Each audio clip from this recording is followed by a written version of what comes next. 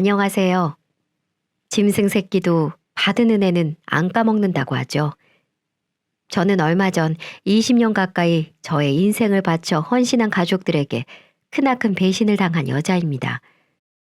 제 품속으로 낳진 않았어도 정말 새엄마라는 소리 듣고 싶지 않아 매일 밤을 가슴을 졸여가며 힘들게 키웠는데 그 대가는 너무 가슴이 찢어질 듯한 고통을 선사해 주더군요. 여러분들에게 바로 그 얘기를 해볼까 합니다.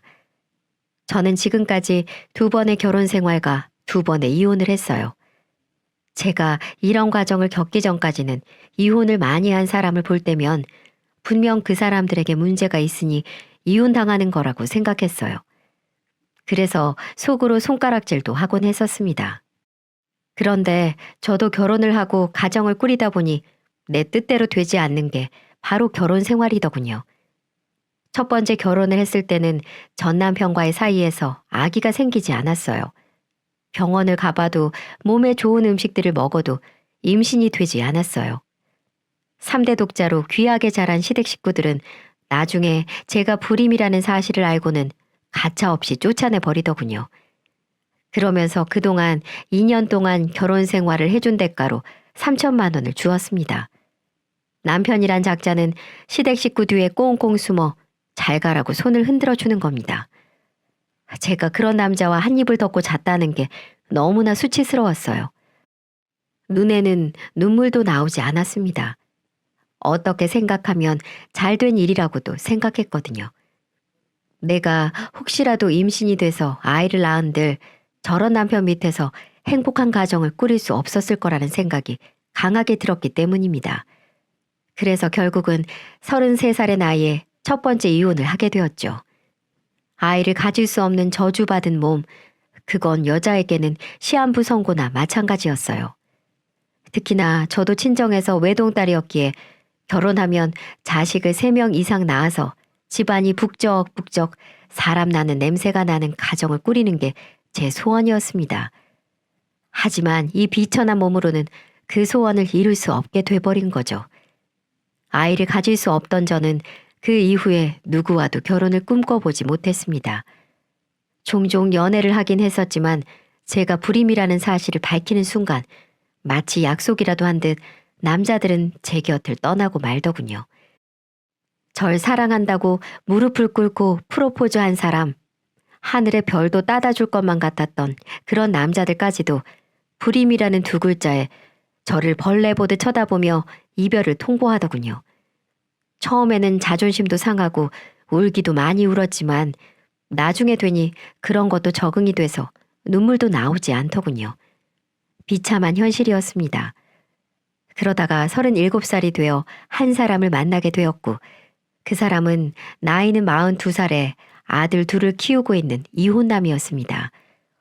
보통 이혼하면 아이들은 엄마 쪽으로 가기 마련인데 무슨 이유인지는 몰라도 이 남자는 아이 2을 직접 키우며 아빠로서의 역할을 정말 충실히 하는 사람이었어요.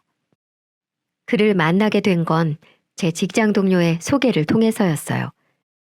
저의 사정을 잘 알고 있던 동료는 비슷한 처지에 있는 우리 2사람이 만나면 지금보다는 행복해질 것 같다면서 한번 만나볼 생각이 있는지 제 의사를 물어보더군요.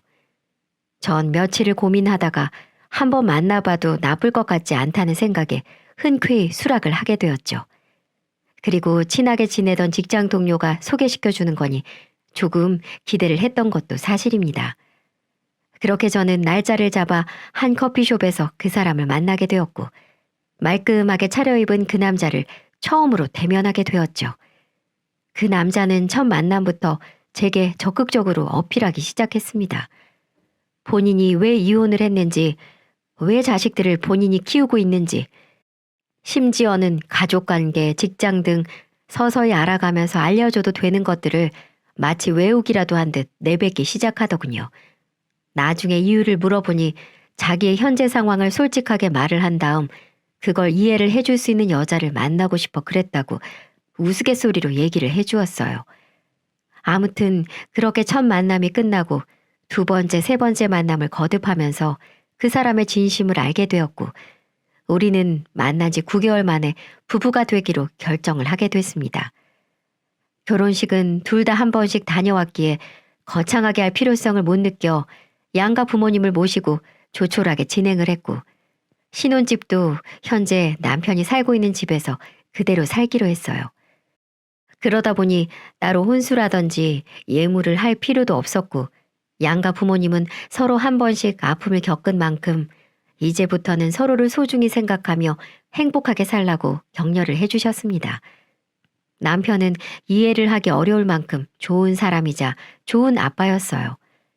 그리고 애들 엄마는 몇 년 전에 바람이 나서 남편과 아이들을 버리고 도망갔다고 했어요.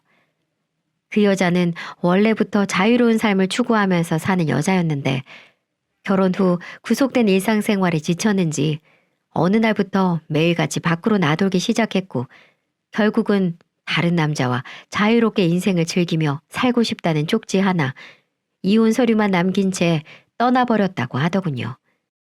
남편도 그것 때문에 재혼에 대한 두려움이 있다가 저를 한번 만나보고 생각이 바뀌었다고 했어요. 이 여자라면 분명 우리 아이들을 친엄마처럼 잘 키워줄 수 있다는 확신이라는 게 들었다고 하더군요. 결혼하고 새엄마로서 아이들을 처음 본 그날, 전 아직도 그날을 잊지 못합니다. 저리 가! 저리 가! 우리 엄마 아니야! 저리 가란 말이야! 아이들은 절 인정해주지 않았습니다. 큰애는 14살, 작은애는 12살. 2살 더 어린 아이들은 제 엄마를 아직 잊지 못한 듯 남편이 저를 보며 앞으로 엄마라고 부르라는 말에 강한 거부감을 느끼더군요. 제가 차려준 밥은 먹지 않고 학교를 가기도 했고, 한동안은 저를 엄마라고 부르지 않고 아줌마라고 불렀습니다.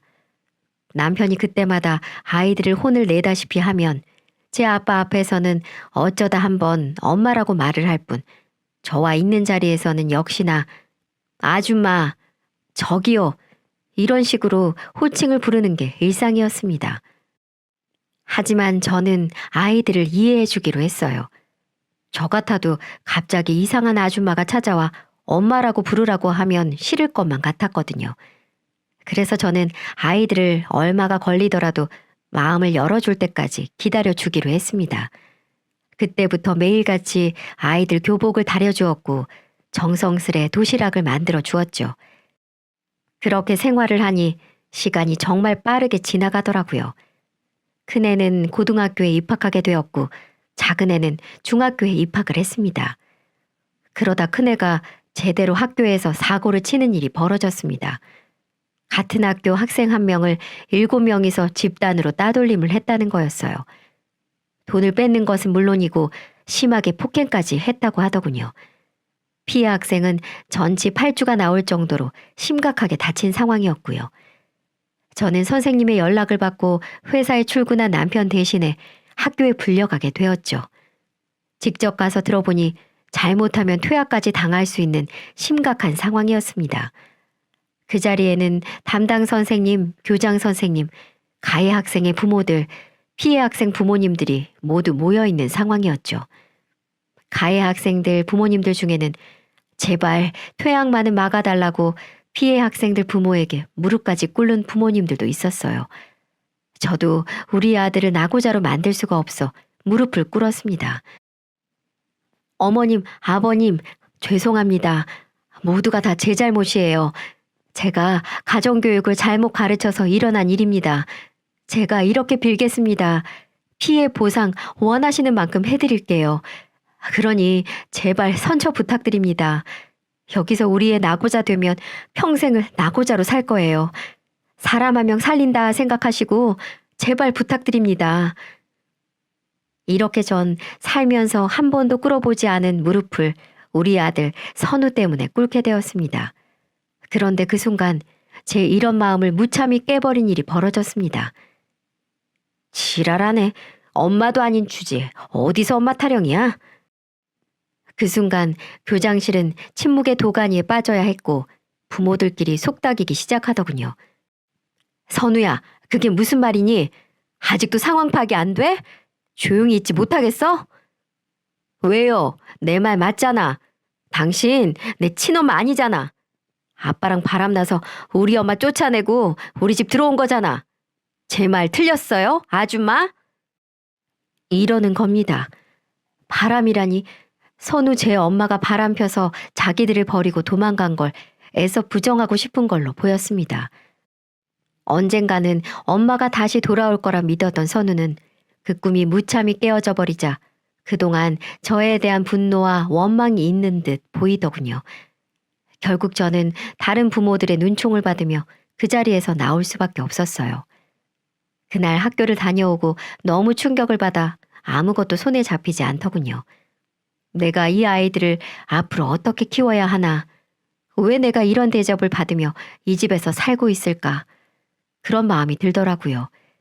그래서 굳은 마음을 먹고 가방을 싸서 친정에 가려는 순간 한 아이가 울면서 제 손을 잡아주었습니다. 그건 바로 둘째 아들 선호였어요. 선호는 제 친엄마가 가방 들고 도망간 모습을 직접 목격을 했다고 했어요. 아무리 울고불고 가지 말라고 해도 엄마는 냉정하게 다른 남자의 차를 타고 떠나는 모습을 지켜봤다고 했습니다. 그 모습이 선호한테는 큰 트라우마로 한동안 남아 있었어요. 그래서 한 번씩 악몽을 꾸기도 했고요. 그런데 이제 겨우 그 상처에서 벗어나 엄마라고 조금씩 부르는 사람이 친엄마처럼 가방 들고 떠나려고 하니 무의식적으로 두려웠나 봅니다. 제 손을 잡고 말을 하더군요. 엄마, 가지 마요. 제발 우리 놔두고 떠나지 마세요. 제가 형 대신 엄마한테 잘할게요. 그러니 제 곁에 있어 주세요. 제발 옆에 있어 달라는 말, 제발 떠나지 말라는 말, 눈물을 흘리며 제 옷을 부여잡은 둘째 선호를 보면서 얼마나 선호를 부둥켜 안고 울었는지 모릅니다. 그동안의 서름들이 썰물처럼 흘려나간 듯 했어요. 이제 나를 엄마로 인정해 주는구나. 나도 이제 당당한 엄마가 될 수 있구나. 이런 생각이 들면서 말이죠. 알았어, 선호야. 엄마 어디 안 가. 그러니까 울지 마, 우리 아들. 엄마가 아들 두고 어딜 떠나니? 그러니 두려워하지 말고 울지도 마. 알았지? 전 우리 아들 선호 덕분에 다시 마음을 고쳐먹기로 결정했습니다. 그리고 이제 남은 아들 선우에게도 그 전보다 훨씬 잘해주며 갖고 싶은 거, 먹고 싶은 거, 그리고 용돈도 남편 몰래 쥐어주면서 둘째 아들 선호처럼 나를 엄마로 대해주길 원했어요. 어떻게 보면 물질적으로 제가 애원하다시피 한 것 같네요. 그러다가 한 번은 또 저기요라고 부르며 용돈 좀 주세요라고 하길래 한마디를 했습니다. 선우야, 이제 시간이 좀 지났는데 아직도 엄마라고 불러주긴 어려울까? 네? 제 엄마는 아니잖아요. 이제는 선우는 엄마라고 불러주는데 선우는 같이 산 지 5년이 다 돼가는데도 매일 저기요라고만 불러서 엄마가 얼마나 가슴이 아픈지 몰라. 내가 왜 엄마라고 불러야 하는데요? 선우는 선우고 저는 저잖아요. 알지. 다 알아. 그리고 절대 강요하는 것도 아니야. 단지 나를 선우의 엄마로 좀 받아줬으면 좋겠어서. 나중에라도 선우 마음이 열리면 그때는 엄마라고 불러줄래? 저의 부탁 어린 말에도 아무 대답 없이 등 돌려가던 첫째는 그 뒤로도 한참을 저에게 받고 싶은 것만 받아갈 뿐 제가 원하는 대답은 돌아오지 않았습니다. 그러다가 어느 날 집에서 사건이 벌어지고 말았어요. 고3이 된 큰아들 선우는 어디서 술을 먹고 왔는지 몰라도 집에 와서는 지 동생을 마구 밀치고 때리고 물건을 던지고 하는 겁니다. 지금까지 한 번도 화를 내지 않았던 저는 처음으로 선우에게 화를 내기 시작했어요.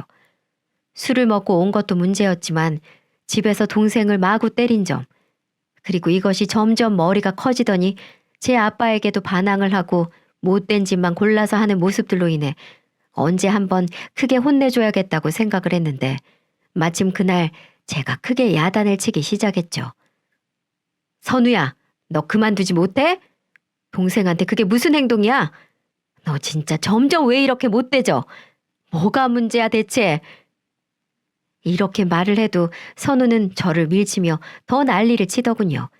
보다 못한 전 세차게 선우의 뺨을 때려버렸어요. 아! 당신이 뭔데? 왜 때리는 건데? 왜 나만 가지고 그러냐고? 진짜 당신이 내 엄마라도 된 것 같아? 깝치지 마. 당신도 어차피 이러다가 집 나갈 거잖아. 우리 아빠랑 우리 다 버릴 거잖아. 내가 모를 것 같아? 그러니까 처음부터 가식 떨지 말고 그냥 꺼져. 저한테 반항을 하는 선우는 갑자기 오열을 하기 시작했어요. 자기도 너무 힘들다면서 말이죠. 사춘기 때 엄마를 잃은 슬픔, 분노, 그런 모든 것들이 지금의 선우를 만들지 않았나 싶어 마음이 아팠습니다. 그래서 그때는 더 화내지 못하고 선우를 꼭 안아주었어요. 울면서 안아주었습니다. 미안해, 선우야. 엄마가 미안해. 하지만 선우야, 엄마는 선우도 그렇고 너도 그렇고 너희들을 생각하는 게 진심이야. 그러니 이제부터 우리 잘 지내보자. 엄마는 다른 거 다 필요 없어. 우리 아들들이 건강하고 행복해지는 모습만 보면 돼. 그래 줄 수 있겠니? 그때부터 첫째도 저의 진심을 알게 되었는지 서서히 마음의 문을 열게 되었습니다. 그 이후부터는 천천히 마음을 연 첫째가 저한테 엄마라고 불러주었고 그 호칭을 불리게 된 날 저는 눈물을 흘리며 기뻐서 어쩔 줄을 몰랐어요. 그렇게 한동안 우리는 살짝 삐그덕거리는 일들도 있었지만 그래도 예전보다는 많이 좋아진 상태로 지내다 애들 대학 보내고 취업까지 시킬 수가 있었죠. 그래서 이제는 정말 애들을 다 키웠다. 이제 결혼해서 잘 사는 모습만 보면 되겠다 생각을 하며 여느 부모의 마음처럼 건강하게 잘 살기를 바라며 지냈습니다. 하지만 저의 그런 마음은 서서히 깨지고 말았어요. 사실 우리 첫째는 생각보다 좋은 회사로 들어가서 월급이 적은 편이 아니었는데 다 어디에다 쓰는지는 몰라도 저희에게 돈을 요구하는 횟수가 늘어나기 시작했어요. 엄마, 저 돈 좀 주세요. 저 오피스텔 월세 낼 돈이 없어서요. 첫째는 취업을 한 뒤에 몇 개월 뒤에 독립을 했는데 갑자기 저에게 월세가 없다면서 그걸 내달라고 하더라고요. 물론 자식이기 때문에 충분히 내줄 수도 있었지만 그래도 돈을 버는 애가 갑자기 돈이 없다고 하는 게 하도 이상해서 물었죠. 돈이 없다고? 너 얼마 전에 월급 받은 거 아니야? 왜 돈이 없어? 아, 그냥 없어요. 아무리 돈 벌어도 사회초년생한테 돈이 얼마나 많이 들어가는지 아세요? 그러니까 빨리 좀 주세요. 막무가내로 돈이 없다고 그냥 무작정 보내달라고만 하는 아들에게 저는 한 번은 월세를 내줄 수도 있다고 생각을 해서 보내주었습니다. 근데 이게 여기에서 그치지 않고 거기에서 더 하더라고요. 엄마, 카드값 200만 원 내주세요. 생각보다 오버됐어요. 엄마, 중고차 사게 1000만 원만 주세요. 다른 친구들은 다 타고 다니는데 저만 없어요. 내가 큰아들인데 이 정도는 해줄 수 있잖아요. 엄마, 오피스텔 관리비 안 냈다고 다 끊어버린대요. 이 한겨울에 난방도 안 되고 얼어 죽게 생겼어요. 관리실 전화해서 저 대신 관리비 좀 내주세요. 이런 식으로 이건 뭐 부탁이 아니라 명령이었어요. 둘째 놈은 돈 달라는 소리를 일절 안 하는데 돈 버는 첫째가 그렇게 얘기를 하니까 참 이해가 안 되더라고요. 그래서 처음에는 남편과 상의해 중고차도 사주고 몇 번 도와줬다가 부모한테 자꾸만 손만 벌리는 습관을 좀 고쳐줘야겠다 싶어서 나중에는 일절 도와주지 않았습니다. 이제 더는 안 돼. 너는 돈도 버는 애가 부모한테 용돈을 못 주더라도 네 건 네가 알아서 살아야 할 것 아니야. 언제까지 부모한테 손 벌릴래? 아, 진짜 치사하게. 그거 얼마나 한다고 그러세요? 엄마라는 사람이 자식한테 그런 것도 못 해줘요? 언제는 엄마라고 불러주기만 하면 뭐든지 다 해준다면서요? 거봐, 역시나 거짓말이었지.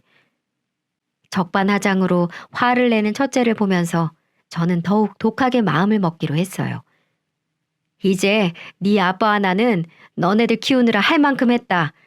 네가 월급 받고 어디에다 돈을 쓰는지 모르겠지만 앞으로 10원짜리 하나 요구할 생각하지 마라.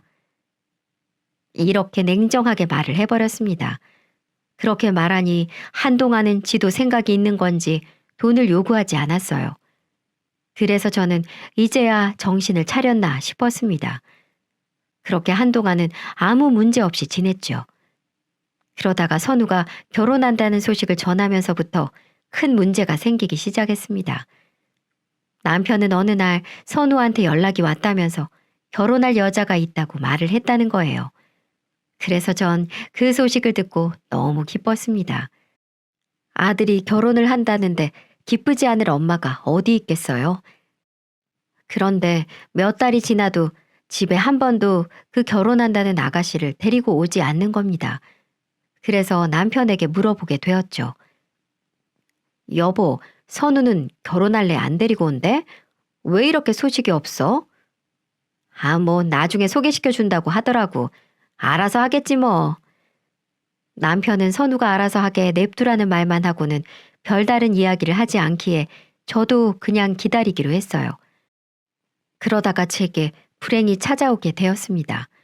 친정아빠가 투병 생활을 하다가 결국 돌아가시게 된 거였어요. 저와 남편과 둘째는 장례식장에 머무르며 가시는 날까지 배웅을 해드렸습니다. 얼마나 가슴이 아팠는지 몰라요. 하나밖에 없는 딸을 끔찍이 사랑해 주셨던 아빠. 이제 아빠는 하늘나라로 멀리 떠나가 버리신 거였죠. 하지만 이런 아픔들을 가슴에 담고 있을 때 우리 첫째 놈은 첫날만 와서 잠깐 얼굴을 비추고는 바쁘다는 핑계로 장례식장을 곧장 나가버리더군요. 발인할 때나 또 잠깐 와서 얼굴만 비추고 갈 뿐이었죠. 점점 첫째에게 서운해지는 감정이 커지던 때 첫째는 제 감정은 안중에도 없이 점점 더 이기적으로 변해만 갔습니다. 장례식장에는 바람같이 왔다 바람같이 사라졌던 첫째 놈은 친손자도 아닌 자기를 끔찍하게 예뻐해 주셨던 외할아버지의 죽음이 아무렇지도 않은지 아직까지 슬픈 여운이 남겨져 있는 저에게 와서 자기 결혼 얘기를 꺼내더군요. 엄마, 외할아버지 돌아가시고 나서 혹시 뭐 재산 같은 거 남은 거 없어요? 뭐? 그건 왜? 저 결혼하고 싶은 여자 생겼다고 했잖아요. 그 집이 좀 잘 살아요. 근데 우리 아빠는 겨우 일반 회사 만년 가장이나 하면서 돈 버는데 한참 꿀리는 우리 집안을 받아주겠어요?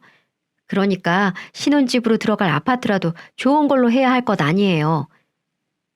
제 엄마의 감정은 거들떠도 안 보고 그저 자신의 이익만 챙기는 첫째가 괘씸했습니다. 그래서 그 자리에서는 없다고 못을 박아버렸어요. 없다. 죽었다 깨어나도 없어. 너는 니네 할아버지 장례식장에는 얼굴 보기가 힘들게 잠깐 왔다 가기만 했으면서 왜 네 할아버지 생명값을 다 챙겨 먹으려고 하는 건데? 절대 못 줘. 네 결혼은 네가 알아서 해라. 저는 이기적인 첫째 놈이 미운 나머지 그 돈을 못 주겠다고 했습니다. 그러고 나니까 아주 눈이 단단히 돌아서는 이렇게 말하는 거 있죠. 그래? 어디 두고 봐. 역시 당신은 처음부터 마음에 안 들었어. 내가 자식이니 뭐니 했어도 다 새빨간 거짓말이었던 거지. 이제야 우리한테 돈 쓰기 싫으니까 본색 드러내는 거 진짜 무섭다. 역겨워. 아들은 생각지도 못한 독설을 퍼부으며 제가 저를 20년 가까이 키운 엄마라는 걸 까먹은 듯 짐승보다 못한 행동들을 하기 시작하더군요. 그리고 그 뒤로는 정말 더 막장으로 치닫는 행동을 아무렇지도 않게 해왔습니다. 첫째는 그날로부터 하루가 멀다 하고 집으로 찾아왔어요. 그리고 집에 와서 하는 행동은 온갖 난동을 부리며 온 집을 다 헤집는 겁니다. 온 집안을 헤집은 이유는 다름 아닌 제가 물려받은 재산이 담긴 통장을 찾기 위함이었죠. 어딨어? 어딨냐고? 어디다가 꽁꽁 감춰둔 거야? 당장 돈 들어있는 통장 가지고 와. 내놓으란 말이야. 아, 얘가 정말 왜 이래? 너 미쳤어? 그걸 네가 왜 찾아? 이 무서운 꽃뱀 같은 게 당신 우리 아빠 왜 꼬셨어? 20년 동안 우리 속이면서 우리 아빠 재산 다 가지고 가려고 그런 거 아니야? 당장 내 결혼 자금 내놔. 어디다 숨겨놓고 안 내놓는 건데 벌써 어디다가 빼돌린 거 아니야? 한선우, 너 정말 왜 이래? 그 집이 뭐라고 이렇게까지 하냐고. 첫째는 막무가내로 재산이 든 통장을 가지고 오라며 깽판을 쳐댔어요. 하지만 끝내는 찾지 못하고 제 풀에 지쳐서는 이렇게 말합디다. 당신 이제 내 엄마 아니야. 이 치사년아. 꽃뱀 주제에 우리 아빠한테 달라붙어서는 피만 빨아먹는 불려 같으니라고. 이게 진짜 그만 못해? 막말을 퍼부어대는 첫째에게 화를 냈지만 첫째는 그래도 분이 안 풀리는지 온 집안에 있는 물건을 주에다 다 집어던지고 난동을 피우더군요. 저는 이대로는 안 되겠다 싶어서 경찰을 부를까 했지만 아르바이트를 끝내고 들어온 둘째 녀석이 첫째의 상태를 보고는 온몸을 던져 뜯어 말려 겨우 멈출 수 있었습니다. 남편이 퇴근하기 전에 벌어진 일이라 저는 놀라고 속상한 마음에 그 자리에서 펑펑 울었습니다. 아이고, 내 팔자야. 내가 왜 이런 수모를 겪어야 해? 내가 왜?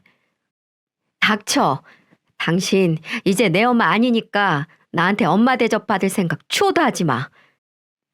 첫째는 역시나 우는 저를 보면서도 오히려 화를 내고는 지 발밑에 있던 냄비를 발로 차버린 후 집을 나가버렸습니다. 그 뒤로는 정말 첫째의 소식은 알 수가 없었죠.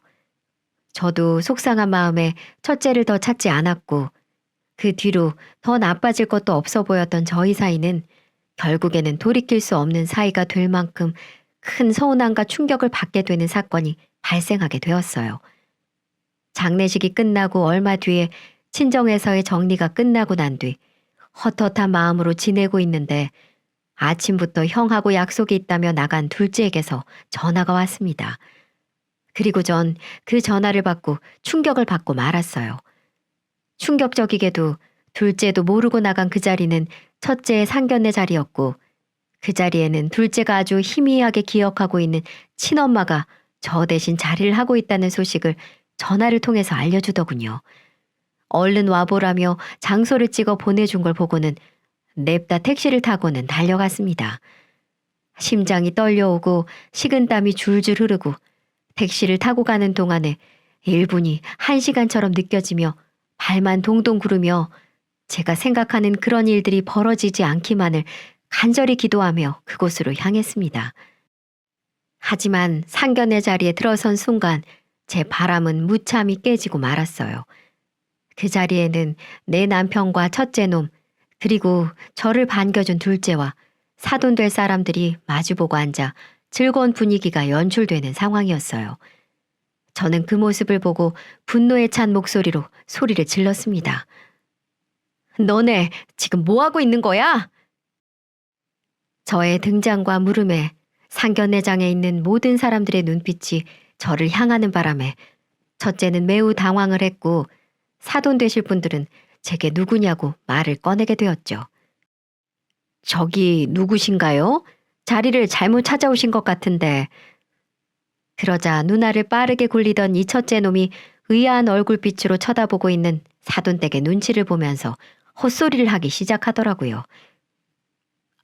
아주머니, 여기는 어쩐 일이세요? 뭐? 아주머니? 첫째는 저에게 아주머니라고 부르면서 자기 집에서 일하는 이모라고 소개를 하는 겁니다. 기가 찬 첫째의 대답을 들으며 저는 남편을 쳐다봤지만 남편은 제 얼굴을 보지도 못하고 이리저리 피하고만 있었습니다. 아주머니, 여긴 어쩐 일이십니까? 집에 무슨 문제라도 생겼어요? 이따가 연락드릴 테니 일단은 나가주시죠.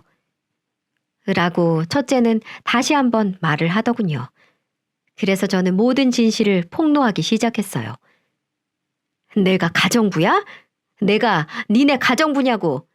내가 20년을 가까이 너네 엄마로 네 부인으로 살았는데 이 천벌받을 것들아. 너네가 그러고도 무사할 것 같아? 웃기지 마. 너네 다 벌받을 거야. 벌받을 거라고. 그리고는 얼굴을 감싸고 그 자리에서 땅을 치며 오열을 했습니다. 너무 서러웠어요. 제 인생이 너무 불쌍했어요. 이런 꼴을 당하려고 제 자식처럼 애들을 키웠나라는 생각이 들어 얼마나 울었는지 몰라요. 그렇게 한참을 울고 있을 때쯤 가게 종업원이 들어와서 아주머니, 그만 소란 피우시고 나가주세요. 안 그러면 경찰 부릅니다. 라고 강제로 저를 끌고 나가려고 하더군요. 그렇게 저는 질질 끌려나가다시피 쫓겨나는 상황이었어요. 그런데 바로 그때 누군가가 소리를 지르며 제지를 하기 시작하더군요. 우리 엄마 건들지 마! 머리카락 하나 건들면 가만 안 둬! 라고 말하며 저를 끌고 나간 종업원을 밀쳐버리더군요. 그리고 그때부터 모든 상황들이 변했습니다. 역전이 되었지요. 야, 이 쓰레기 같은 자식아. 우리 엄마 내가 불렀다. 이 기가 막힐 상황을 보고 내가 엄마를 이쪽으로 모셨다고. 걔 거지 같은 새끼. 넌 형도 아니야. 그동안 엄마가 우리를 위해 얼마나 헌신해 줬는데 이 자리에 우리 버리고 도망간 딴 여자를 앉혀? 네가 사람이야? 이렇게 말하고는 제 형을 주먹으로 세차게 때려버리더군요. 나 어릴 적 너한테 두들겨 맞던 네 동생 아니야. 가짜는 새끼가 뒤지려고. 그리고 제가 정확히 사돈 되실 분들한테 말씀드리겠습니다. 아니, 오늘부터 이 새끼 동생 안 할 거니까 사돈도 아니겠네요. 지금 저기 문 앞에 계신 분이 저희를 키워주시고 가슴으로 안아주신 진짜 엄마입니다. 저기 앉아있는 분은 가짜 엄마라고요.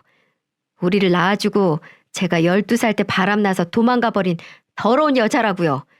저도 저 여자가 왜 이 자리에 앉아있는지 모르겠는데 당신들 이 새끼한테 속은 겁니다.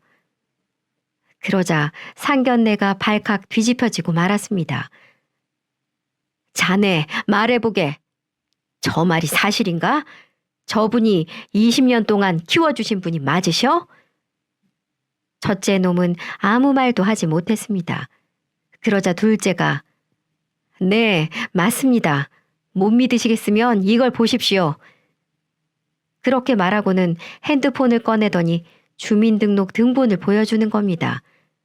요즘 공인인증서만 있으면 등본이나 초본 같은 걸 인터넷에서 볼 수 있나 보더라고요.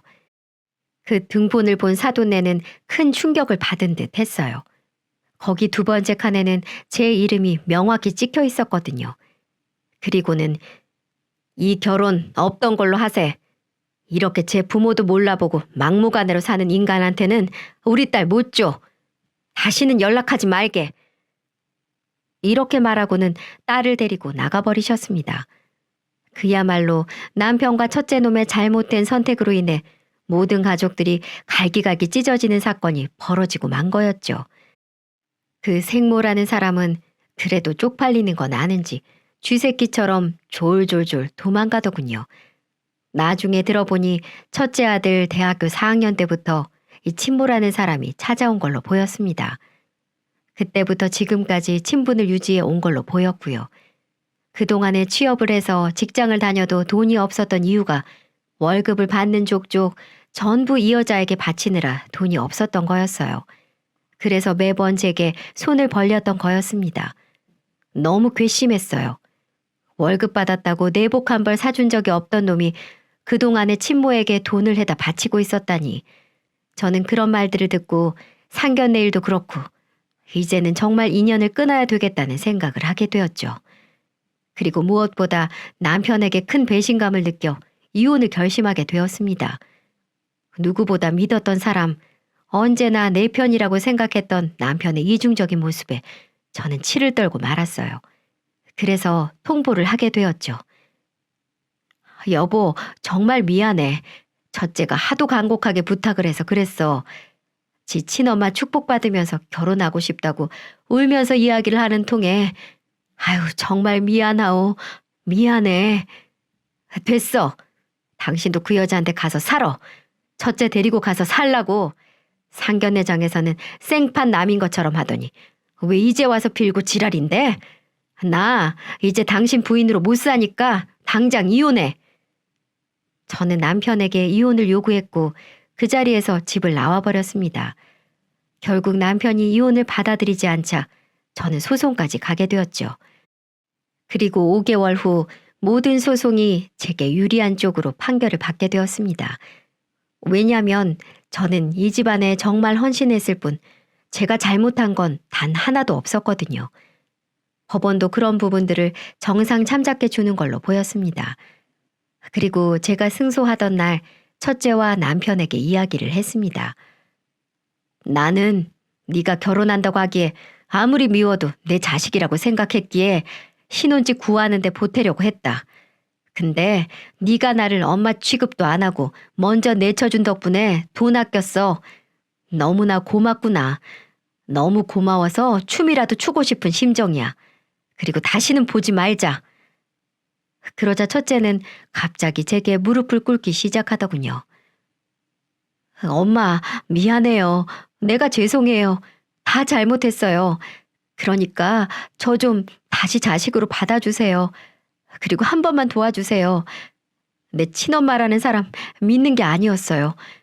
대학교 시절부터 찾아와서 엄마 노릇 늦게라도 하고 싶다고 이야기를 하길래 저도 친엄마 손이 그리운 마음에 받아줬어요.